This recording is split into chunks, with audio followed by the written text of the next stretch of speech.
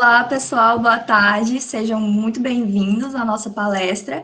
Eu sou a Sabrina, sou petiana, faço parte do PET Biologia UFMA, e hoje o nosso palestrante é o professor e doutor Murilo Drummond, ele que ministra a disciplina de Evolução Orgânica no curso de Biologia da UFMA. Seja muito bem-vindo, professor.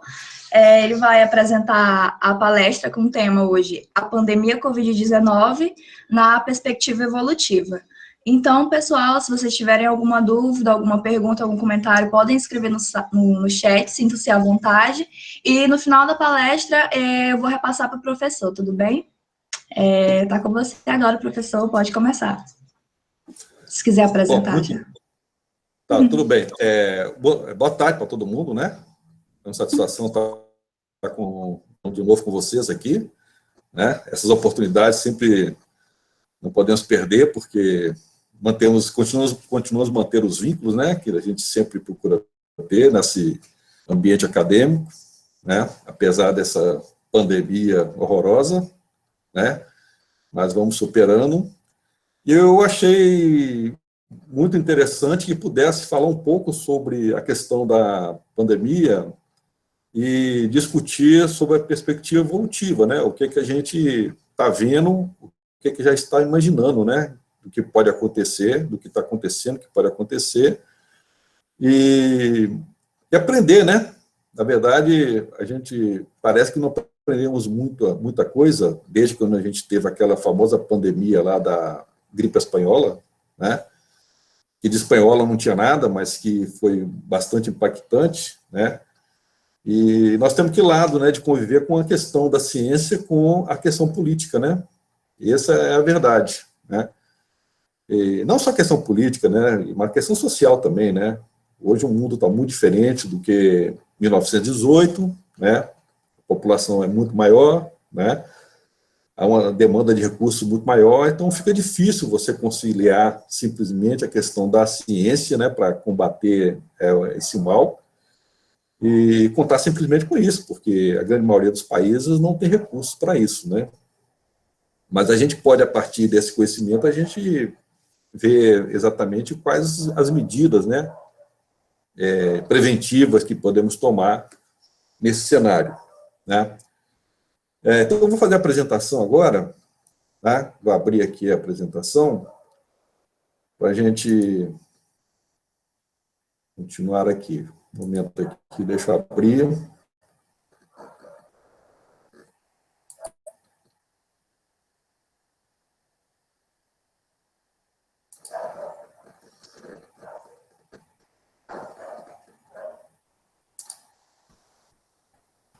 Vou compartilhar.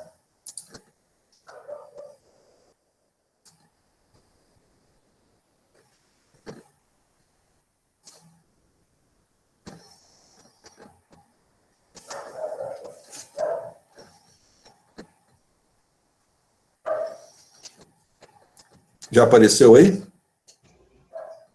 Ainda não, professor. Agora sim, está aparecendo.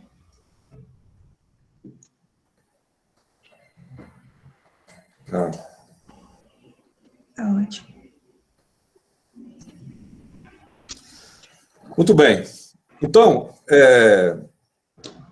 assim, eu não tenho muito tempo, quer dizer, na verdade, assim, a turma que está vendo essa apresentação agora, na verdade, alguns já tiveram evolução comigo, alguns estão tendo evolução, outros não tiveram ainda, então vou ter que fazer um pouco uma introdução um pouco mais aberta, né, antes de entrar na temática específica, para que todos possam entender essa questão, tá?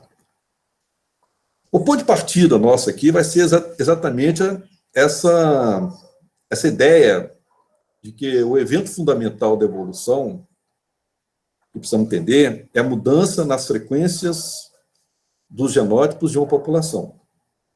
Tá?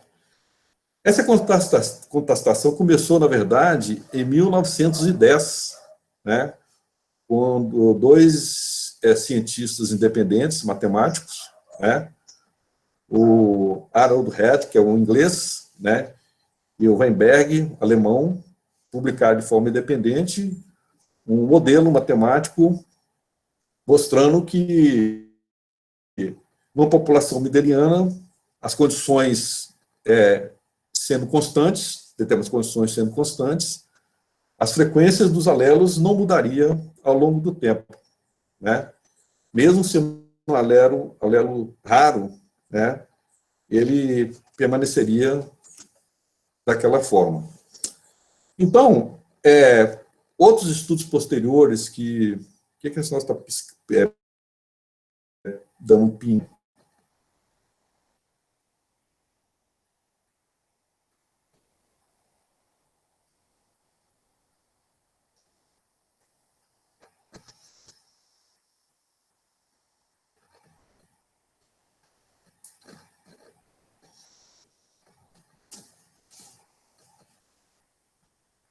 Vocês estão ouvindo esse pingo? Está dando?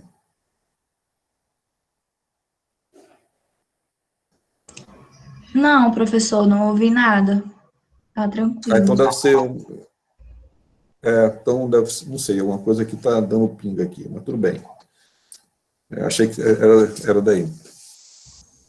Bom, então O senhor é o parou seguinte, com licença. O senhor parou de apresentar. É para tirar mesmo a apresentação? Não.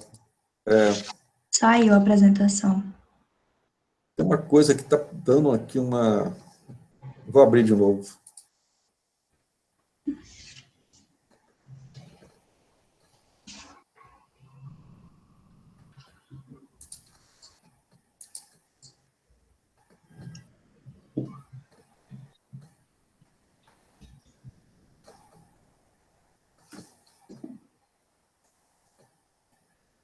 Agora sim, voltou a apresentação.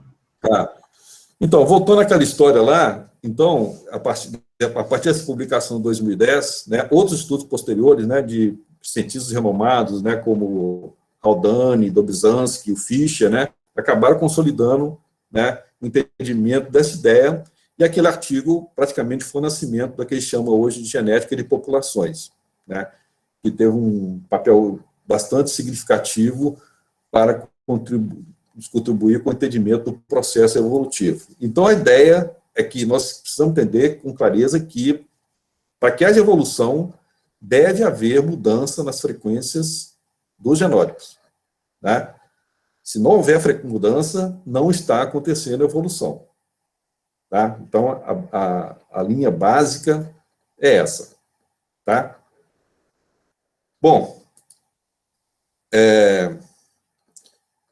então, para isso, né, precisamos entender que um processo que, para que ele tenha, realmente, ele passe por um processo evolutivo, é necessário algumas condições. Né? A primeira é que deve haver variação. Né? Se nós estamos falando de mudança de frequências genotípicas, né, tem que ter variação de genes e alelos, para que essa mudança aconteça. E a segunda condição é que o objeto que evolui, ele tem que ser replicável. Tá? E aí não estamos discutindo aqui se a replicação vai ser em nível de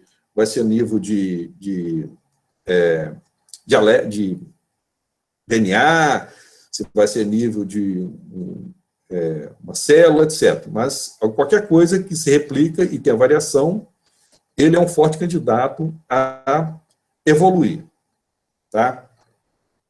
O que nós sabemos hoje, então, é que as condições para que essa mudança aconteça, né, daquilo que nós chamamos dos elementos que são responsáveis pela evolução, né, temos dois tipos. Aquele grupo que introduz a variação, né, e no caso nós temos três, que eu vou citar: a mutação, né, a recombinação genética e a migração. Esses três fatores, eles são responsáveis por introduzir uma variação numa população. Tá? Então, cumpre-se um requisito de fornecer variação àquela população para que ela evolua. Tá? Um segundo grupo, que é aquele que retira a variação, tá? Que também depende de outras pré-condições, temos duas. Tá? A deriva genética e a seleção natural. Então, esse conjunto de fatores mutação, recombinação, genética, migração, deriva e seleção é o que nós chamamos de fatores evolutivos. Tá?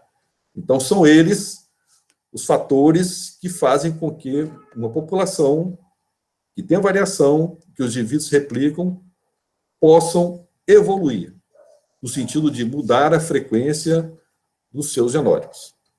Tá? E aqui, no caso, nós temos que entender que evolução não é no sentido de melhorar, no sentido de um passo além, no sentido de estar em condições melhores, mas simplesmente no sentido de que as frequências dos genótipos se modificam. Se vai ser para o bem ou para o mal para a população, não importa. A população está evoluindo. Tá? Então, sob o ponto de vista biológico, precisamos entender isso. E aí, quais precondições para a perda da variação?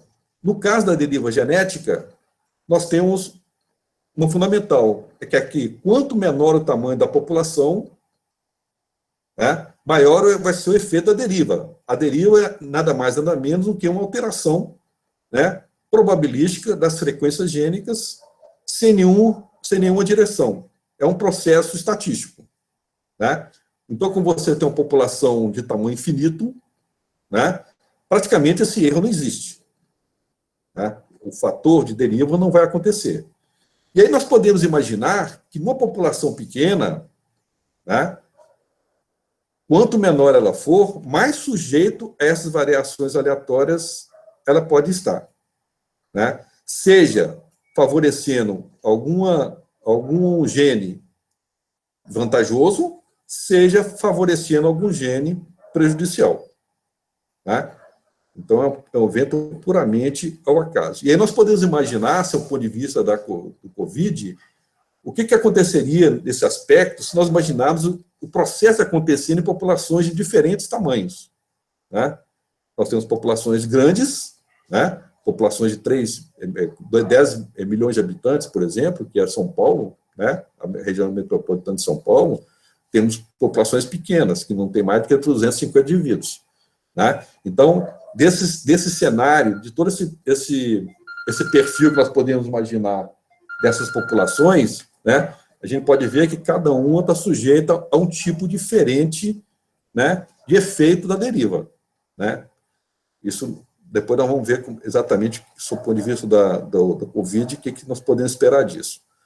Com relação à seleção natural, aí, além da questão da variação, da replicação, nós temos que considerar duas outras condições. A variação no sucesso reprodutivo, ou seja, não basta apenas que a variante ela exista.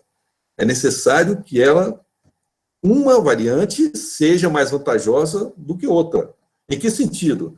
No sentido de ter mais sucesso para passar os seus genes para a geração seguinte, que é o que nós chamamos de sucesso reprodutivo. Né? Então, essa é uma condição. E a replicação hereditária, ou seja, o indivíduo, quando ele replica, ele vai passar para o seu descendente as mesmas informações com qual ele foi beneficiado, né, pela seleção.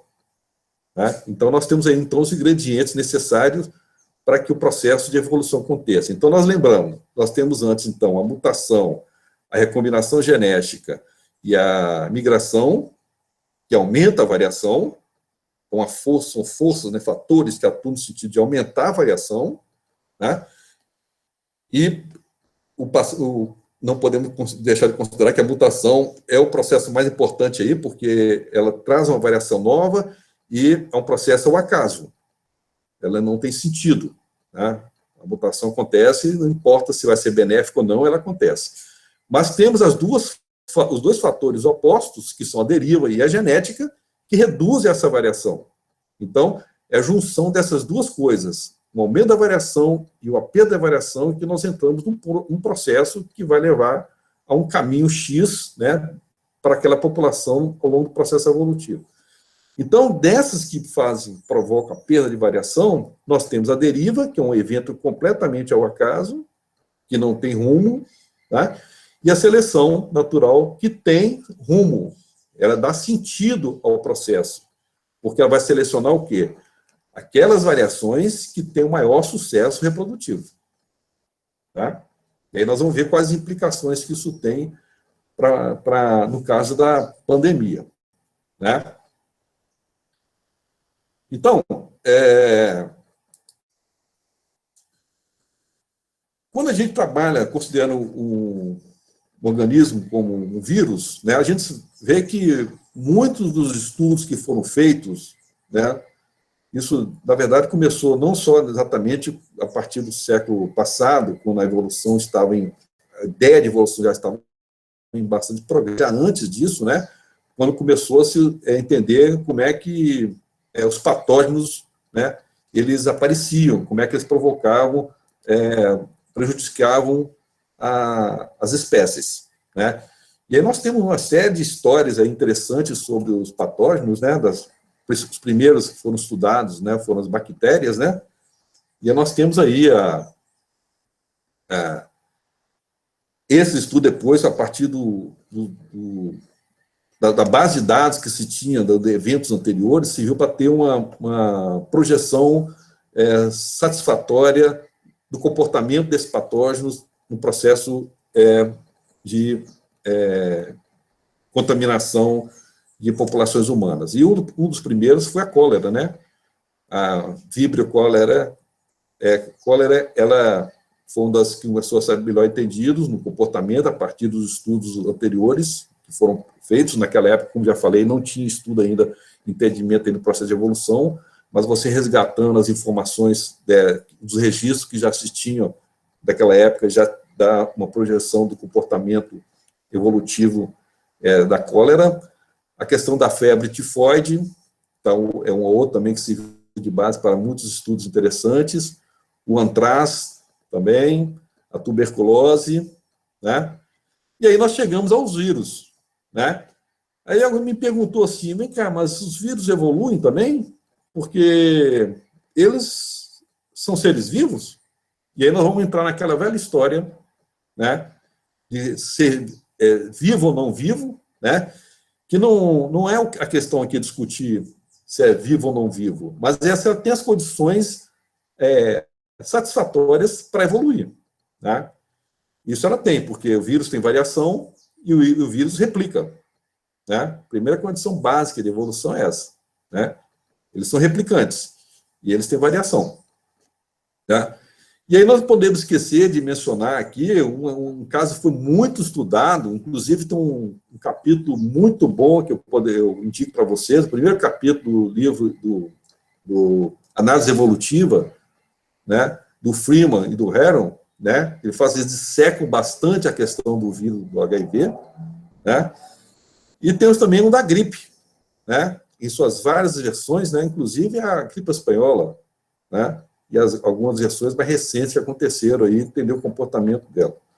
E aí nós temos o caso do Covid-19. O fato é que é o seguinte, que nós vamos ter, vocês podem ter certeza disso, nos próximos anos, muita publicação sobre a evolução do Covid-19, muito trabalho vai ser analisado, entendeu?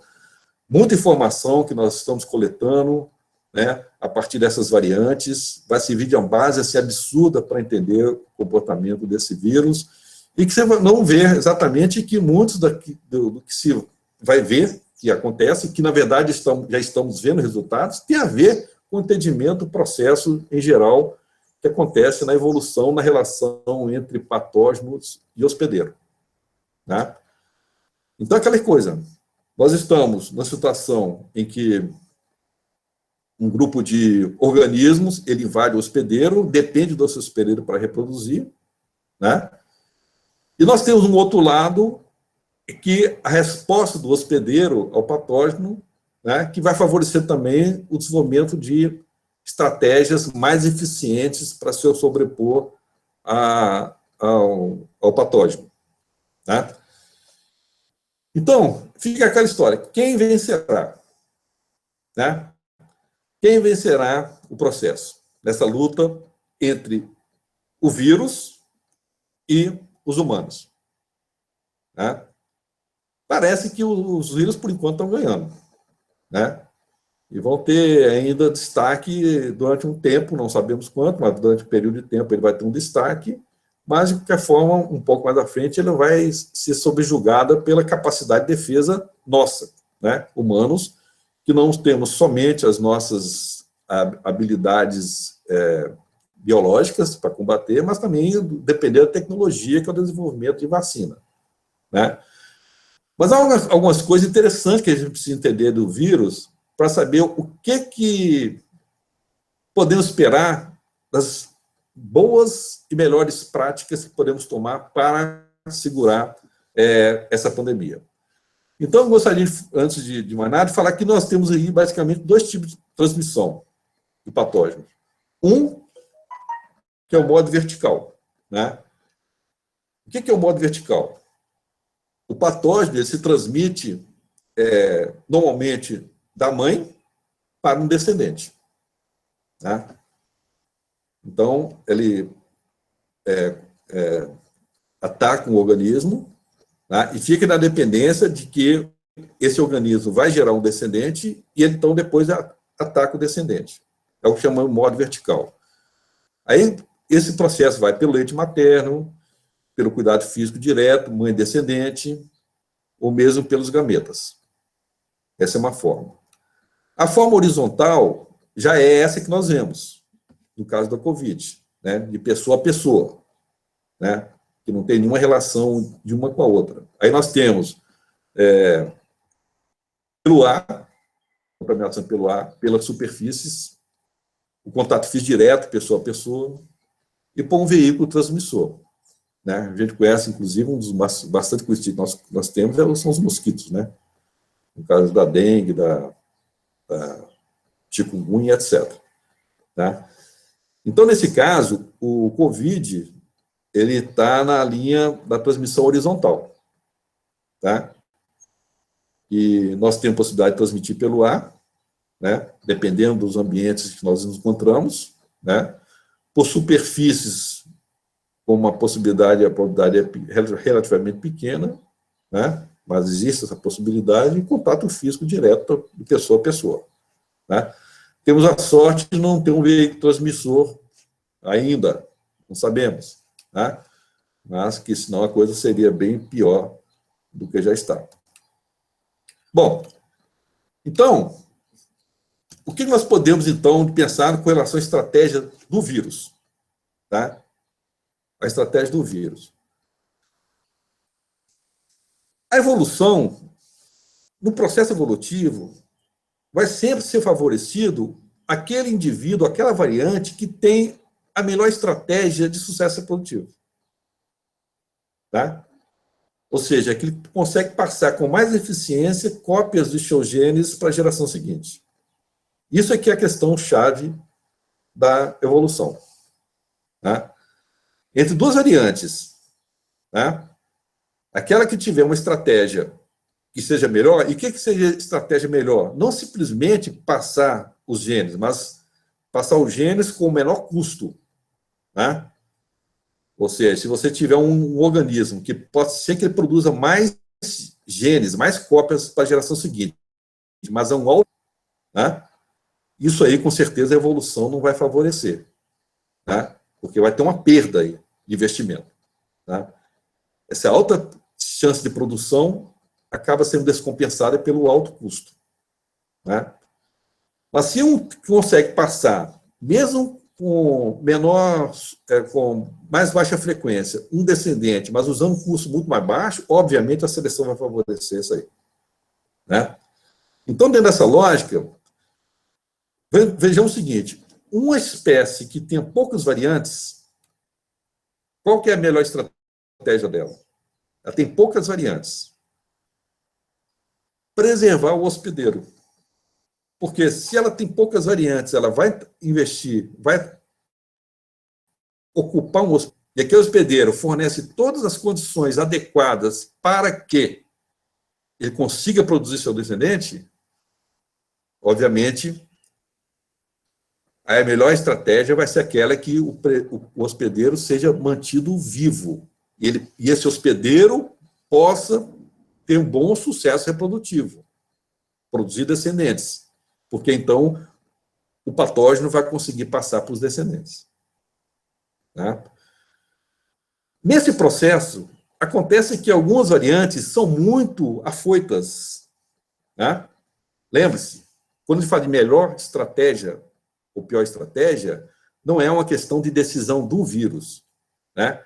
É uma questão do resultado das interações das diversas alternativas que aparecem. Então, se aparece um vírus muito afoito, que quer produzir o máximo possível, né? Produz muito descendente, ele pode ter um efeito tão virulento que acaba matando o seu hospedeiro. Então, o que acontece? O hospedeiro morre e ele fica, o vírus acaba morrendo com o hospedeiro. Né? Mas vai ter outros hospedeiros espalhados na população que vão ter outras variantes, né, que não vão ser tão afoitas assim. Isso vai fazer com que esses patógenos continuem sobrevivendo e produzindo excedentes nesses hospedeiros que vão sobreviver. Então, isso é a seleção que está acontecendo, né? Está favorecendo aqueles grupos que não são muito afoitos, né? Não são muito virulentos, né? E eliminando aquelas variantes que estão realmente muito virulentas. Então, o que acontece na melhor estratégia? Essa estratégia, uma baixa virulência. A história evolutiva mostra que essas variantes, nesse caso, que existem poucas variantes, vai levar com que, ao longo do tempo, aquele vírus, aquela população de vírus, passa a ter uma baixa virulência. Tá? A ponto que fique presente na população dos hospedeiros ad eterno. Tá? Então, chegou-se a um equilíbrio entre o hospedeiro e o patógeno. Tá? No entanto, quando você tem muitas variantes, tá? A melhor estratégia, na verdade, é qual? Quando tem muitas variantes. Imagina só, você está num hospedeiro, tem duas variantes. Uma variante tem uma baixa capacidade reprodutiva e a outra variante tem alta capacidade reprodutiva. Qual que vai se sobrepor? Obviamente, a que tem alta capacidade reprodutiva. Tá?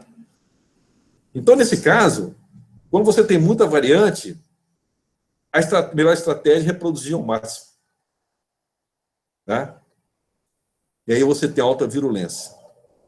Isso quando você tem várias variantes no mesmo hospedeiro. Tá? Então, precisa pensar essa questão da diferença de diferentes vírus, tá? Sobre diferentes histórias evolutivas a partir dessas estratégias que eles possuem. Tá? Bom, vejamos assim, o vírus com transmissão vertical. Né? Favorece a baixa virulência. Ele contamina o hospedeiro, e depois contamina o descendente, enquanto que aqueles indivíduos que têm mais de uma variante, como eu estou mostrando aqui, eles acabam esgotando o hospedeiro, morrendo. E sobrevive somente aqueles que têm poucas variantes. Tá? Então, a tendência na história daquele patógeno é ele se acomodar com a baixa virulência. Ok? Bom, e no vírus com transmissão horizontal? Como na transmissão horizontal, o que conta, na verdade, não tem essa questão de preservar o hospedeiro, porque o indivíduo pode pular para outro rapidamente e contaminar outro. Tá? Sem isolamento social, se não houver isolamento social, a transmissão vai favorecer, a evolução vai favorecer a alta virulência. Tá? Então, o indivíduo ele vai se expandindo, vai passando para um maior número de pessoas, tá? E essas pessoas, então, pela alta virulência, vão morrendo. Alguns isolados, alguns grupos isolados permanecem vivos. Tá? Então, uma das razões por que é importante o isolamento social é isso. Porque quando você não está isolado, você está favorecendo aquela estratégia de alta virulência. Tá? O isolamento, ele faz isso. Com aquele grupo que está isolado, que, por sorte, não tem um vírus, a variante de alta violência, vai ser preservado. Obviamente, alguns isolados, né, que pode estar com o contaminante, variantes de alta violência, vão acabar morrendo, né, ou se hospitalizando e tal, mas acaba se preservando uma parte da população por conta disso, pelo isolamento social. Tá? Aqui nós temos um gráfico para mostrar para vocês, que foi tirado hoje. Né? Aqui no caso da esquerda, nós temos caso mundial, são os dados mundiais, né? E à direita nós temos mortes. Né? À esquerda, os casos, né? O número de infectados, e à direita, o número de mortos. Observe que nós estamos aqui num pico. E esse pico, se já não passou hoje, ou vai passar, o pico de janeiro, que foi o maior pico que teve da pandemia. Né? Então, você vê que essas ondas sucessivas estão acontecendo. Se você pegar projeções de estados, de países, você vai ver que acontece a mesma coisa. Né? E aqui também, no número de morte, vai acompanhando mais ou menos. Vai tendo esses picos. Né? E o que acontece isso? Acontece é que nós não estamos, na verdade, fazendo o isolamento social. Tá? O tal de lockdown, que deveria ter ocorrido desde o começo, nunca foi feito. Então, o que acontece com isso? É que você está favorecendo as variantes mais virulentas. Né? Então, aquela história, você agora vai abrir o comércio, as pessoas vão trabalhar. Mas nós precisamos ter consciência de que isso não vai acabar, porque mais à frente nós vamos ter um outro pico. O pico está descendo, né? E aí se alivia as restrições, né? O pico vai subir de novo. Né? O perigo nesse processo é que você começar a estar dando oportunidades para variantes muito perigosas, como é o caso da P1, que foi essa variante que surgiu em Manaus. Né? Essa P1 aqui apareceu em Manaus, né? E que nós estamos levando a esse estado que nós estamos agora passando no Brasil. Né? E que está afetando, provavelmente, está afetando muito essa subida muito grande que está acontecendo no mundo. Né? Porque a maior parte das contaminações que nós temos hoje na América é da América do Sul, e da América do Sul o Brasil detém 70% das contaminações. Né? Então, é uma chance que se deu a uma variante, né? Pela ausência de lockdown. Né? Eu estou falando assim, lockdown mesmo, não é lockdown, não é essa coisinha que nós ficamos brincando de esconde-esconde, como nós estamos fazendo. É lockdown, restrição total. Né? Com a falta de restrição total, nós vamos ter sempre dando oportunidade para que sempre o vírus ele pule de um hospedeiro para outro, e isso vai favorecer aqueles vírus que são os mais virulentos. Tem estratégia reprodutiva muito mais rápida. Né? Bom, vamos ver agora. E a vacina? Ela resolve? A vacina, nenhuma vacina é 100% perfeita. Né? No nosso caso aqui, a coronavírus, Coronavac, né? Coronavac, ela tem o quê? 55% de eficácia na primeira dose, que depois vai para 65% na segunda. Né?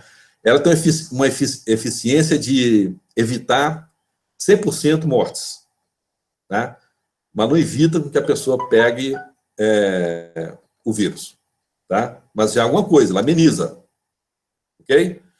Então, ela é bom, ela é boa, exatamente importante por isso. Dá uma amenizada. Tá? Então, como no caso nós temos diferentes tipos, né, de pessoas vacinadas e tem diferentes tipos de chances de contaminação. Né? Eu posso ser vacinado e, de repente, eu posso pegar a Covid, não vai me impedir. Uma pessoa que já teve Covid vai pegar de novo. Entendeu? Então, essa questão assim, de que está protegida, né, é uma coisa muito relativa, né? Porque você pode estar protegido, não vai pegar de novo, mas você passa o vírus. Você pega o vírus de uma forma amena e acaba passando para outros. Né? Então, você acaba sempre sendo uma fonte de trânsito do vírus. Né? E aí, mais uma vez, é aquela história que o isolamento social, a falta de isolamento social acaba sendo uma estratégia vantajosa para o vírus. Né? Nós temos aqui, basicamente, dois tipos de vacina. As vacinas que reduzem a chance de infecção por um parasita, né? A vacina que reduz a chance de infecção, quer dizer, ela evita com que o hospedeiro pegue o vírus, né? Eu acho que é muito raro isso aí, na verdade. Na verdade, a maior parte é outro tipo. Mas essa vacina favorece o quê? A baixa virulência. Porque se ela reduz a chance de infecção, ela vai fazer com que, ao longo da história evolutiva, o indivíduo seja infectado por agora uma ou outra variante. E aí, como já disse lá atrás, com pouca variante, a seleção vai favorecer a baixa virulência. Tá? Então, essa vacina do tipo que eu chamo do tipo 1. Tá? E nós temos aquela vacina que reduz o crescimento parasita do vírus, que é o nosso caso. Né? Ele reduz a taxa de crescimento, não impede o crescimento. Tá? Então, nós temos aqui no caso o quê? O que essa vacina favorece? Ela, por incrível que pareça, favorece a alta virulência, se as condições favoráveis persistirem. Tá? Então, olha só que coisa interessante, né? Você fala assim, a vacina não era para acabar. Não, mas quando você faz com que você reduza a chance de crescimento do vírus dentro do hospedeiro, toda aquela variante que tem uma capacidade de reprodução mais rápida e mais cedo, ela vai ser favorecida. Né? Então, ela vai sobrepor aquelas variantes que são mais afetadas pela vacina. Né? E aí, o que acontece nesse momento aí? Ela tem um ponto, né, fundamental para que ela consiga prosperar, que é a falta de isolamento social. Né? Então, nós precisamos pensar que a coisa depende, é uma combinação das duas coisas. Nós podemos pensar, então, o seguinte, o sucesso reprodutivo, nós podemos considerar aquela história que o patógeno, ele pode ter uma parte do seu sucesso na reprodução dentro do hospedeiro, tá? E pode ter sucesso na sua reprodução entre os hospedeiros, ou seja, tem aquele organismo que ele ocupa o hospedeiro e todo o seu sucesso reprodutivo está naquela capacidade que ele tem de produzir dentro daquele hospedeiro. Mas tem alguns que não. Tem alguns que têm a capacidade de espalhar em outros hospedeiros. Né? Então, quando você tem aquele organismo que tem uma capacidade maior de reprodução dentro do hospedeiro do que entre hospedeiros, né, isso vai favorecer exatamente a baixa virulência. Né? No entanto, quando o indivíduo tem a capacidade, o sucesso reprodutivo é alcançado muito mais pela reprodução entre os hospedeiros, tá, do que dentro do hospedeiro, então ele vai favorecer a alta virulência. Tá? Ou seja, ele vai esgotar o hospedeiro, mas antes que ele esgote o hospedeiro, ele já passou para um monte de outros hospedeiros ao seu redor. Tá? Então, essa a questão. E aí, o que acontece nesse caso? O que nós podemos esperar nesse caso? Bom, a única coisa que nós podemos esperar é que o isolamento social continua a ser a melhor resposta. Tá? Então, com vacina ou sem vacina, tá, o isolamento social é a melhor resposta para conter o vírus. Tá? A vacina é um reforço, a vacina é um processo a mais, né, que evita com que você alcance um estágio de morte. Né? Mas, de qualquer forma, vai depender do isolamento social para ser contida. Né? Então, veja o caso nosso aqui. Nós temos aqui agora, eu não sei, mas me parece que agora nós estamos tendo uma queda, né, de contaminação, me parece. Eu não estou acompanhando muito bem isso aí, não, mas parece que nós estamos nesse nível da queda. Não só aqui, mas em outros lugares do Brasil também. Né? E aí nós estamos restringindo o isolamento. Né? As pessoas estão se sentindo mais motivadas para trabalhar, etc. Só que quando você faz isso, você está dando espaço exatamente para aquela forma que é mais virulenta. Ela depende disso. Né? Então, é de se esperar, na verdade, que a gente, com essa queda, daqui a pouco nós vamos ter uma subida de novo. Né? Me parece também que no Brasil, como um todo, está acontecendo algo parecido. Né? Uma tendência de queda, mas que vai aumentar de novo. O que nós precisamos ver e torcer é para que não apareça uma variante pior ainda do que essa que deu em Manaus, que espalhou o Brasil inteiro. Né? E essas variantes, curiosamente, elas podem aparecer naqueles lugares que a gente menos espera. né? Eu acho que esses estudos que vão ser feitos a posteriori sobre o vírus vai trazer informações muito interessantes. Por exemplo, eu falei com vocês antes da questão da deriva genética, né? Que quanto maior a população, menor o efeito. Ou seja, quanto menor a população, o efeito dela é muito mais acentuado, né? Eu não vou me assustar se de repente aparecer o fato de que a variante P1, que é essa de Manaus, possa ter primeiro surgido em grupo isolado, na Amazônia. Tem uma cidade pequena que fez com que, por alguma razão, ela se reproduzisse, essa variante se reproduzisse além do que normalmente seria de se esperar, e serviu de combustível para que ela se estabelecesse em Manaus. Tá? Então, são coisas que vão aparecer depois, né? Mas tem essas possibilidades. Aqui nós estamos vendo um dado brasileiro, né, que eu tirei do Ministério da Saúde. Aqui nós temos à esquerda o número de casos e aqui à direita o número de mortes, né? Observe também nós estamos passando por ondas, né? Aqui aparentemente parece que está uma queda, né? Uma tendência de queda e obviamente essa curva vai subir. Em algum momento, ela vai subir. Tá?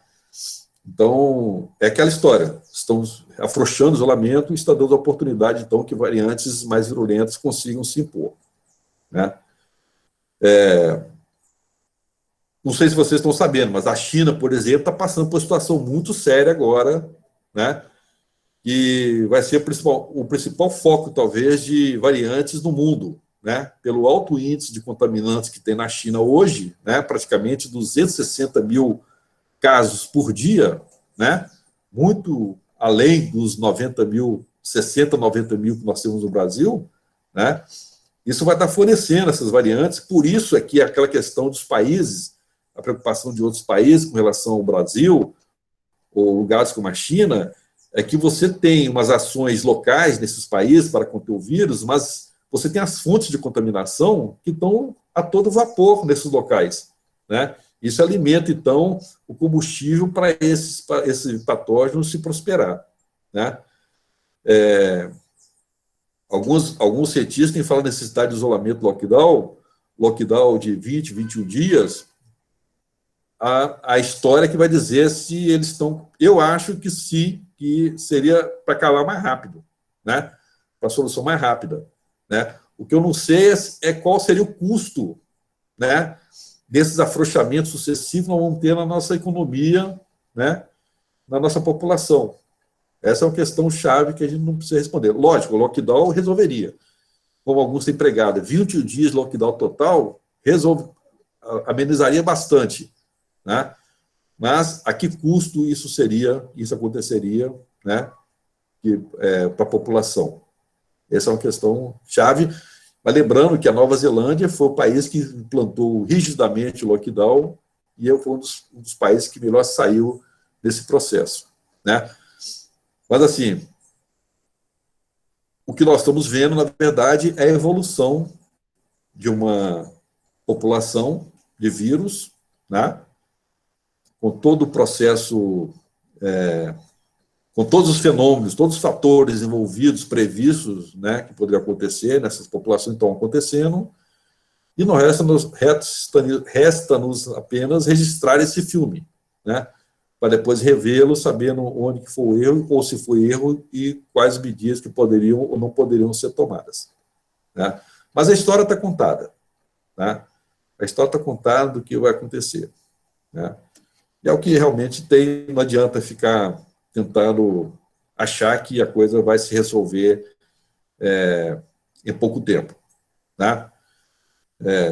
Nem eu, particularmente, nem acho que no segundo semestre, no segundo período desse ano, nós teremos aulas presenciais. Né? Nem acho que nem vai haver essas aulas presenciais. Não sei. Se a vacinação tivesse sido em massa, tá? Uma combinação de vacinação em massa com isolamento um pouco melhor, a resposta poderia ser melhor também. Tá? Então, esperar para ver. Aqui nós temos um mapa do Brasil, das notificações, né, hoje, da Covid, e observa-se que há pontos isolados, diferentes pontos isolados espalhados pelo Brasil. Tá? São pontos em que diferentes populações de diferentes tamanhos estão aqui localizados nessas pequenas populações. Né? E que podem ser focos de variantes, né, diferentes variantes que podem se pular daqui, pular desses pequenos locais, por deriva, né? O processo de deriva pode se destacar e acabar contaminando locais mais populosos. Mas então nós temos aqui uma fonte grande de contaminantes potenciais, né? Que seriam exatamente as cidades pequenas, né?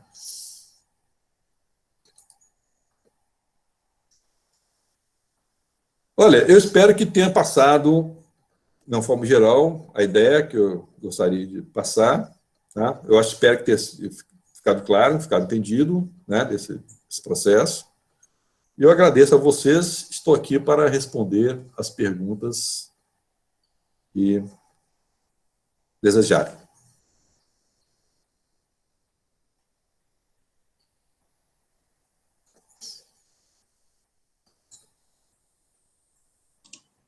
Oi, professor. Então, ótima apresentação, muito obrigada. Nós agradecemos demais.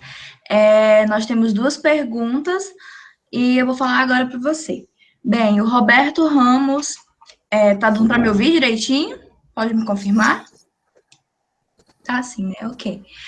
O Roberto Ramos perguntou: professor, fala-se muito em imunidade de rebanho, quando numa população 70% for contaminada. E com isso, com essa afirmação, algumas pessoas falam que o problema da pandemia se resolveria, e aí a vida voltaria ao normal. Se isso fosse verdade, como a evolução do vírus se comportaria nessa situação? Ainda assim, nós daríamos chances novas para essas variantes?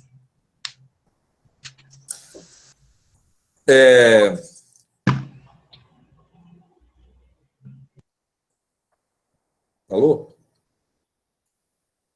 Estão ouvindo? Estamos ouvindo, Murilo. Sim, professor. Tá. O negócio é o seguinte, bom, em primeiro lugar, a imunidade de rebanho, a gente tem duas coisas aí. Tem a questão da vacina, que nós estamos contando com ela, e me parece que saiu um estudo recente agora, que mostrando que as pessoas que tiveram já contato com o vírus, né, já tem uma porcentagem grande, né, de proteção. Então, se você juntar as pessoas que foram já contaminadas, né, junto com as que estão tomando a vacina, não chegamos à imunidade de rebanho ainda, né, mas podemos estar próximos a isso, dependendo da velocidade da vacinação que esteja ocorrendo em cada local. Isso varia muito, né? Então, no caso, enquanto essa imunidade de rebanho não tiver chegado, né, o motor de evolução está a todo vapor. Quando você chega na imunidade de rebanho, o que acontece? Você consegue, na verdade, frear a propagação das formas mais virulentas. Ela continua durante um tempo ainda, né? Mas como há o isolamento, a proteção das pessoas, né, ela não vai conseguir pular, ela pula de um hospedeiro para outro, mas isso não dura muito, porque o número de pessoas que já estão protegidas, né, vai estar sempre formando uma barreira entre aquele hospedeiro e outro hospedeiro que não está vacinado, por exemplo. Né? Então, no final das contas, vai funcionar como se fosse um distanciamento social, né? Como você atinge a imunidade de rebanho. Né? Você funciona como se seria isolamento social virtual, vamos dizer assim. Né? Então, tem essa eficácia, sim, de permitir com que não dependa mais do isolamento social físico. Né?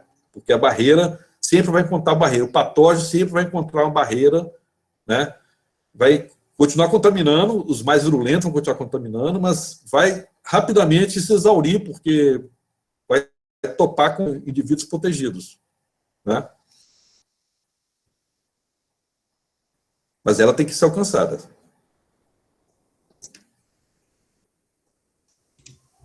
Ótimo. Então, o Roberto perguntou, fez outra pergunta. É possível, após uma intensa vacinação em massa, que novas variantes possam burlar o nosso sistema imunológico e voltar a uma pandemia? Em termos de probabilidade, mas eu acho muito improvável, entendeu? A chance disso acontecer é muito pequena, né? Tem que sempre estar aberta para essa possibilidade, né? Mas aquela história, a chance de aparecer uma variante pior, né? Ela é muito maior quanto menos processos de controle e de proteção você tiver, né? Mas ela pode aparecer. Isso não impede que apareça uma variante muito mais. Mas eu acho muito difícil. Teria que ser uma mutação assim, completamente fora do contexto, uma coisa completamente fora daquilo que já tem aparecido, entendeu? Uma novidade muito grande. Mas assim, eu acho que é possível, mas é improvável. Então, assim, se aparecer, é o que eu quero dizer, se aparecer, tá? A culpa não foi por causa da vacinação, a culpa não é da vacina, né? A culpa foi um azar nosso que apareceu essa variante simplesmente fora do contexto.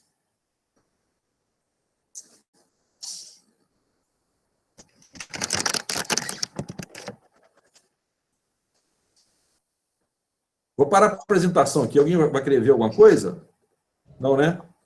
Não, professor, tudo ótimo. Se alguém tiver mais alguma pergunta, algum questionamento para fazer, pode ficar à vontade. O professor vai responder. Roberto gostaria de falar. Roberto, Pode falar, Roberto, por favor. O Oi, Roberto vai falar e depois o Fabrício tem mais uma pergunta, tá bem, professor? olá, muito boa tarde. fale. Ô, professor Murilo, boa tarde, tudo bem? Prazer reencontrá-lo, fui Todo. seu aluno. Hoje eu estou como Igualmente. professor, eu estou como professor, continuando aí nos nossos trabalhos, né, na pesquisa. Atualmente eu estou afastado por doutorado. Eu escrevi um artigo recente sobre vírus e pandemia, na verdade, mais centrado no conceito de vida na biologia, que isso ainda a gente não tem muito bem resolvido. E eu fui buscar aí ajuda na filosofia, na área da filosofia da biologia, né? E aí, breve, se Deus quiser, a gente vai estar aí com a tese divulgando o nosso trabalho, né?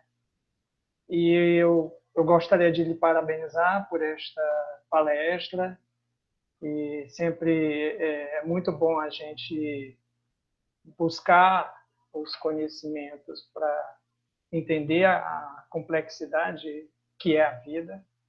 E essa situação que nós estamos passando, ela de fato nos coloca desafios para entender a vida não só do ponto de vista da biologia, né? E aí eu penso que esse momento que a gente está vivenciando, que é uma profunda catástrofe, em que o Brasil é considerado pária para o mundo todo, muitos aeroportos em outros países estão fechando para os brasileiros, e as consequências aqui no país é dramática, né? Porque o que a gente vai ver é justamente algo que poderia ter sido resolvido há muito mais tempo com política séria, sem negacionismo, valorizando a vida, né? E aí a gente realmente fala de quem tem o poder na mão para fazer isso. E não está fazendo, porque simplesmente não acredita na ciência ou tem um projeto de matança em massa, né? Que é o que a gente chama de genocídio, e que muitos autores estão se referindo a isso. Então, na verdade, eu só queria colocar, né, nessa nossa na análise e reflexão, que outros conhecimentos, como a história, a sociologia e a própria filosofia, podem dar bastante elementos para a gente entender esse momento que nós estamos passando, em que muitos têm uma responsabilidade muito grande, né, pela situação que estamos passando. E uma dessas responsabilidades é valorizar o conhecimento dos nossos professores, dos centros de produção de conhecimento, como as universidades. E me entristece muito saber que nós estamos passando por esse momento de negacionismo, de uma invisibilização do que é produzido na ciência. E isso tem favorecido a morte de muitas pessoas que realmente não consideram, não levam a sério os protocolos internacionais de isolamento social, uso de máscara, etc. Então, esse momento que a gente está passando é um momento que eu estou reavaliando, no sentido de dizer assim, o que está acontecendo com a nossa, principalmente a nossa população brasileira, né? Será que a nossa educação, a educação não conseguiu chegar para essas pessoas que acreditam em terra plana, que acreditam que China produziu o vírus? Se não fosse trágico, seria cômico, mas é muito trágico e está custando a vida de mais de 360 mil brasileiros. E com isso eu quero finalizar, agradecer o momento do PET, parabenizar o PET por este evento e agradecer a sua palestra e pedir também que o senhor, né, daquela geração antiga, se cuide, tá bom? Para que a gente tenha mais palestras como essa. Parabéns, obrigado. Ô, Roberto, a única coisa que eu estou espantando aqui é que você está mais cabeludo, viu?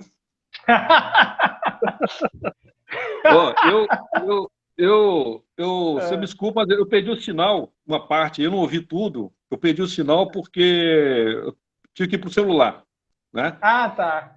Não, mas assim, eu acho bacana essa questão que você falou aí da filosofia, cara. Eu acho que nós precisamos muito entrar nessa área, entendeu? A gente tem que...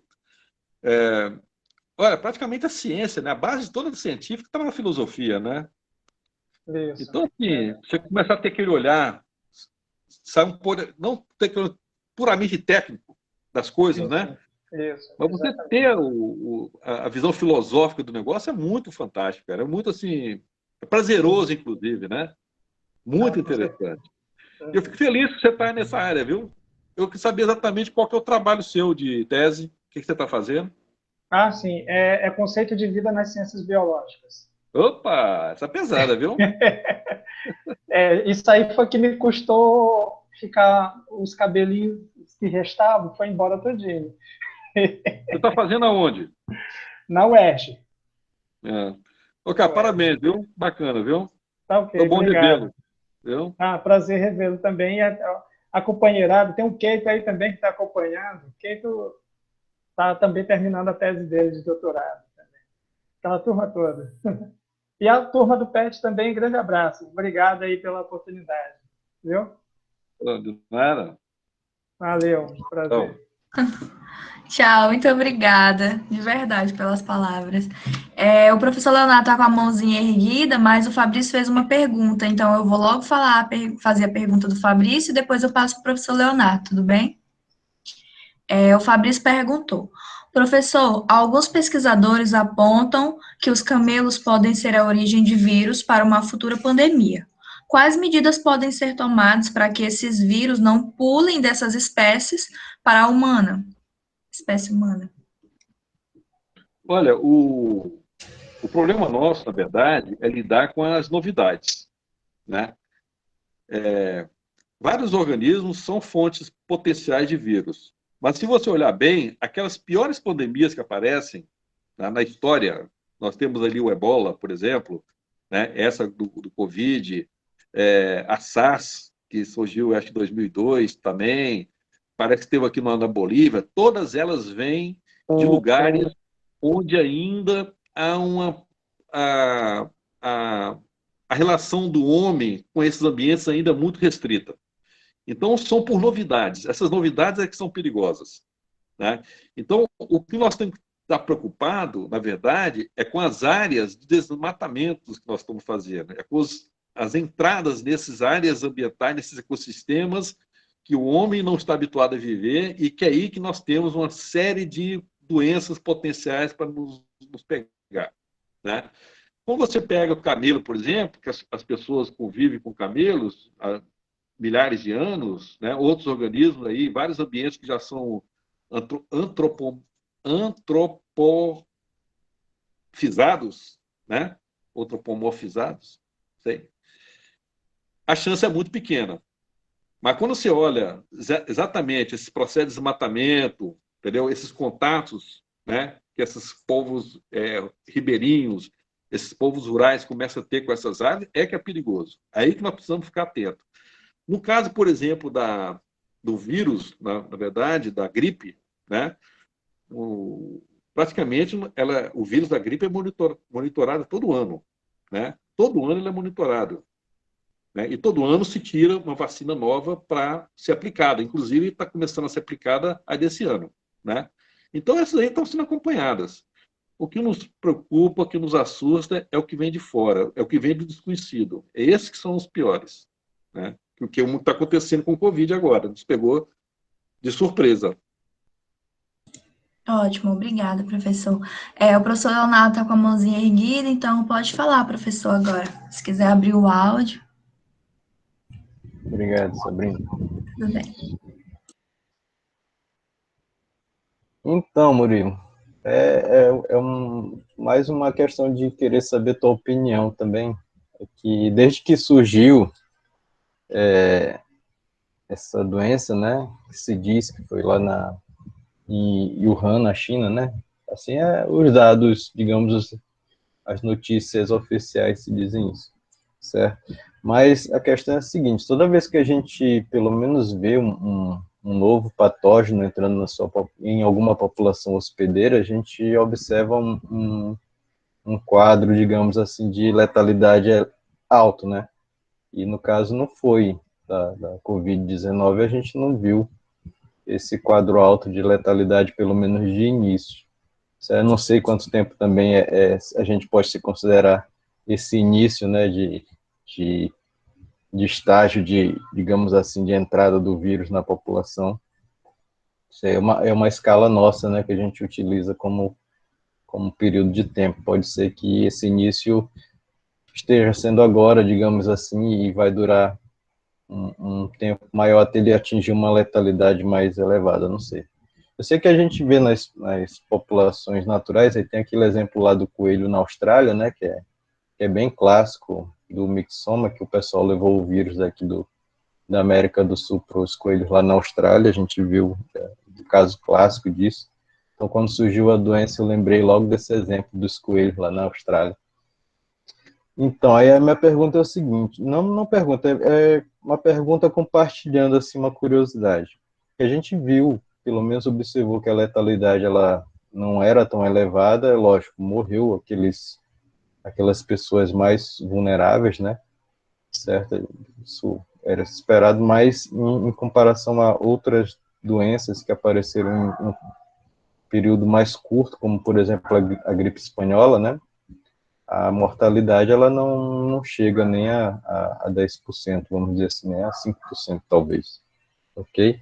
Então, a minha pergunta, para não demorar mais, e também queria saber a tua opinião, dado esse tipo, ou pelo menos essa baixa letalidade, será que esse vírus não está circulando há muito mais tempo na nossa espécie, em populações, lógico, isoladas, né, populações locais, assim como, por exemplo, o vírus da AIDS, que já circulava desde da década de 1930, 1920, lá no continente africano, e o pessoal, trabalhos recentes descobriram mais ou menos isso, né, que o vírus mais antigo, mesmo isolado, data, eu acho que é de 1960, mais ou menos, mas depois, quando se fez as análises moleculares, né, de tempo de divergência do ancestral mais comum com um vírus em chimpanzés, aí se viu que, digamos assim, um ancestral comum entre essas duas linhagens é estimado em 1920, mais ou menos. Certo? Então, é um pensamento, curiosidade, eu queria saber mais ou menos tua opinião sobre isso, algo nesse sentido. Eu acho que, inclusive, tem antes, né? Alguns mostram que já desde dezembro anterior, desde julho, desde o começo de 1917, né? Então, assim, como eu já falei, vai depender muito das análises, dessas análises que estão sendo feitas, desses levantamentos que estão sendo feitos, para a gente ter uma ideia mais ou menos clara de como é que esse vírus surgiu. Agora, é claro o seguinte, que ele começou com muita baixa frequência. Não sei se você lembra daqueles gráficos antigos de simulação que a gente fazia, de seleção, Sim, seria sim. exatamente a curva assim, muito baixa, ficava várias gerações baixa, de repente dava um salto. Né? É exatamente isso, é a curva, né, dos modelos mostrando exatamente essa oportunidade que apareceu, que o vírus explodiu. Né? E, como eu falei, vamos aguardar as pesquisas que vão aparecer, vai chover de pesquisa, né? Vai chover pesquisa sobre isso, é evidente. Né? Então, vamos ver o que vai aparecer, mas com certeza, eu acho que muito antes ela já estava presente. É porque, quando eu fico pensando nisso, eu fico pensando justamente nessa questão das vacinas. Que, se é uma doença que já está, pelo menos um vírus, né, que já está circulando há bastante tempo,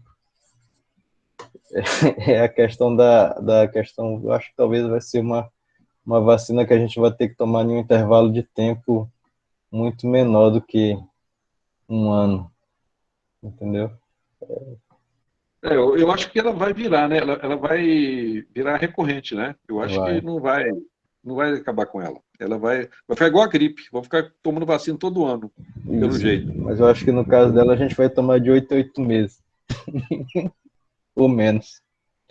É isso que Vamos ver, né, como é que vai ser. tá Né? certo.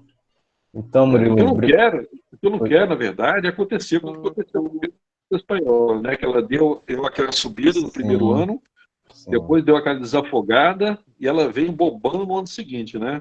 Esse é que é o temor, né? isso é um perigo real. Então é isso, Murilo. É. Obrigadão por ter aceito o convite. Eu vou te deixar agora a Sabrina, que está mediando aí a mesa, tá? Obrigadão, Murilo. Abração. Bom te Obrigado. ver. Então, Vê que tá mais novo aí, cara.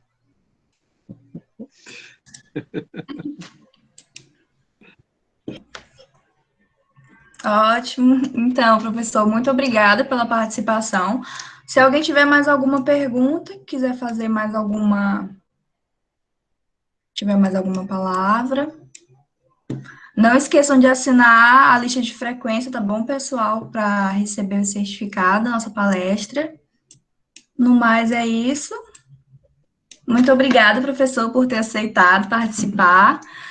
O pessoal está falando aqui parabéns no chat, você pode dar uma olhadinha depois, todo mundo parabenizando pela palestra.